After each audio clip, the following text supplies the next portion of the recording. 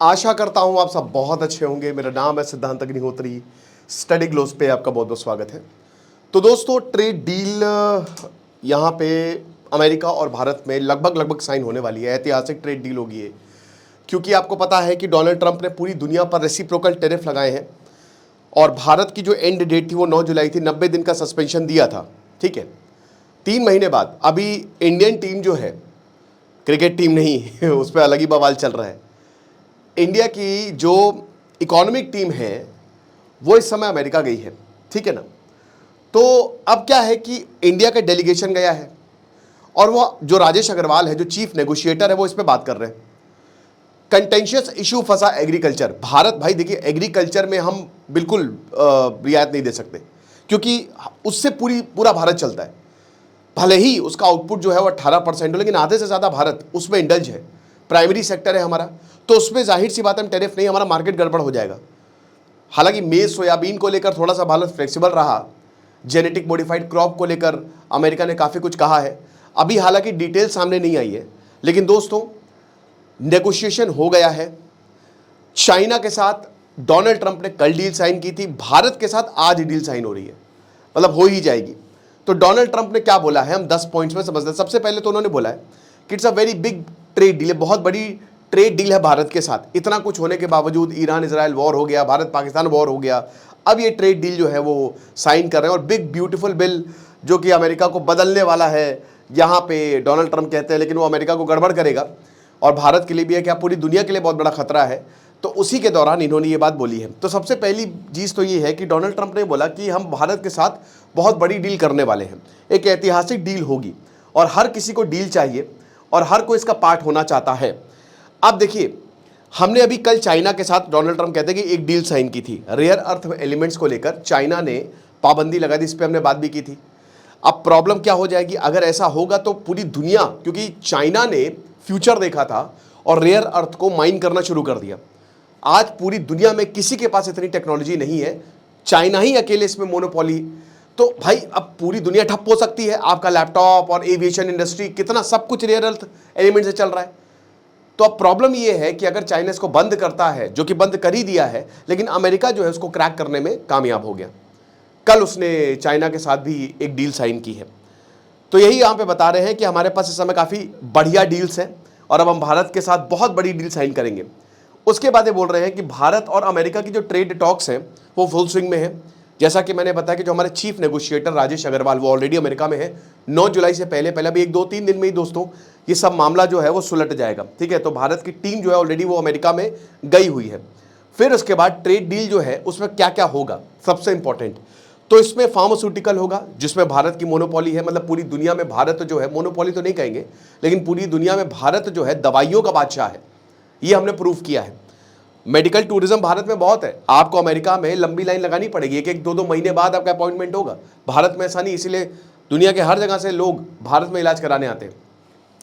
फिर उसके बाद मार्केट एक्सेस। अब मार्केट एक्सेस गड़बड़ है। RCEP में भारत बाहर हो गया था, 15 देश थे। क्योंकि मार्केट एक्सेस मिल जाता, सारे डेयरी प्रोडक्ट, मतलब डंपिंग हो जाती और बहुत बड़ी दिक्कत हो जाती पूरे भारत के लिए, भारत के इंडियन मार्केट्स के लिए। तो मार्केट एक्सेस पे भी अब कितना मार्केट एक्सेस होगा ये देखना पड़ेगा। इलेक्ट्रॉनिक्स की बात है, इलेक्ट्रॉनिक्स में तो कोई दिक्कत नहीं, वो तो हम वैसे ही, बट एग्रीकल्चर एक बहुत ही कंटेंशियस इशू है, तो एग्रीकल्चर में देखेंगे। और डिफेंस रिलेटेड सप्लाई चेन, वो तो आज हमारी नीड है। आपको पता है कि J-35 पाकिस्तान को मिलने वाला है, उधर F-35 अमेरिका। क्या भारत कोई 5th जनरेशन एयरक्राफ्ट खरीदेगा अमेरिका से, देखेंगे। अभी एमका 3-4 साल बाद और 2036 में 9 साल बाद एमका भारत की ज़मीन पर उतरेगा। प्रोजेक्ट 2028 में ही कंप्लीट हो जाएगा। डिजिटल ट्रेड की बात करेंगे, टैरिफ और बाकी और चीज़ों पर, ठीक है। फिर उसके बाद जो सबसे बड़ा हर्डल है इस पूरे डिस्कशन में, वो है एग्रीकल्चर, है ना। अमेरिका चाइना ने बैलेंस कर लिया है, उनके प्राइमरी जो सेक्टर होता है वो हमेशा एग्रीकल्चर होता है, सब कुछ कृषि से ही निकलेगा। तो अमेरिका में 50% लोग एग्रीकल्चर, आउटपुट भी 50% है। भारत में आधे से ज़्यादा 60% डायरेक्ट या इनडायरेक्ट है, लेकिन आउटपुट 18% है। लेकिन दोस्तों देखिए, भले ही आपको आउटपुट कम दिख रहा है, बट ये एक इनफॉर्मल सेक्टर भी है। बहुत सारे लोग जो है, क्योंकि भारत कभी भूखा नहीं रह सकता, भारत के पास नदियाँ हैं, ज़मीनें हैं, तो बहुत सारे लोग इसमें इंडल्ज है। आउटपुट से हमको इसको नहीं देखना चाहिए, क्योंकि हमारे पास कभी कमी नहीं होती है ग्रीन रेवोल्यूशन के बाद। तो ये एक बहुत बड़ा कंटेंशियस इशू है मेज़ और सोयाबीन को लेकर। स्टिकिंग पॉइंट जो है ये बना हुआ है। फिर उसके बाद जो अगला पॉइंट है वो है अमेरिका के कॉमर्स सेक्रेटरी ने ये बोला है कि भारत जितनी जल्दी रेजोल्यूशन दे उतना बढ़िया है। हॉवर्ड लुटनी के कहते हैं कि देखिए ये ऑप्टिमिस्टिक डील होने वाली है और it's a very good place. अब वो तो देखना पड़ेगा जब डील सामने आएगी, इसके डिटेल सामने आएंगे। फिर उसके बाद बता रहे हैं कि भारत कह रहा है, जैसे पीयूष गोयल जो हमारे कॉमर्स मिनिस्टर, उन्होंने बोला कि देखिए फेयर डील होनी चाहिए, एक बैलेंस्ड आउटकम होना चाहिए, क्योंकि डोनाल्ड ट्रंप चाहेंगे कि सब कुछ उनकी तरफ जाए। आपको बता दो कि भारत और अमेरिका का, भारत का ट्रेड सरप्लस है अमेरिका के साथ। आप वही बता रहे ना कि बहुत ही कम देश है जिनका, और दुनिया की सबसे बड़ी पावर के साथ हमारा ट्रेड सरप्लस है, ये चीज़ है। फिर उसके बाद डोनाल्ड ट्रंप कह रहे हैं कि देखिए अमेरिका जो है वो हर किसी के साथ डील नहीं करने वाला। साफ साफ उन्होंने बोल दिया है, हमारे जो स्ट्रेटेजिक पार्टनर्स हैं उन्हीं के साथ हम डील करेंगे, सब खाली बकवास कर रही है।